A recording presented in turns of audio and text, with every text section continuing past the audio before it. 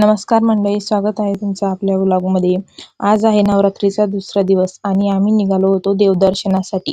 आम्ही कुलदेवतेच्या दर्शनाला निघालो होतो, पण रस्त्यातच दाभरूची देवी म्हणजेच गुरुळा देवीचं मंदिर लागलं। मग म्हणलं आपण इथे पण दर्शन घेऊ। मग आम्ही तिथे दर्शन घेतलं। देवीची मूर्ती खूपच सुंदर दिसत होती। नंतर तिथे दर्शन वगैरे घेऊन तिथलं वातावरण बघितलं तर खूपच मनमोहक होतं। नंतर मग आम्ही निघालो चोंढाळ्यासाठी, जे की आमची कुलदैवत आहे। फायनली आम्ही चोंढाळ्याला पोहोचलो। तिथे खूप गर्दी होती, कारण जत्रा वगैरे भरलेली होती। मग आम्ही पूजेचं ताट घेतलं, मग देवीचं नारळ वगैरे फोडून घेतलं आणि दर्शनासाठी रांगेत लागलो। मग आम्ही व्यवस्थित दर्शन वगैरे घेतलं। मी तब्बल 8 वर्षानंतर कुलदेवतेच्या दर्शनाला आलेली होती, तर मंदिराचा तर इथे कायापालटच झालेला होता।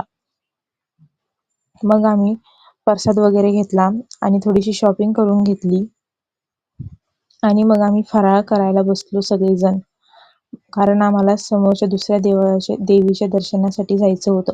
भेटूया नेक्स्ट व्लॉग।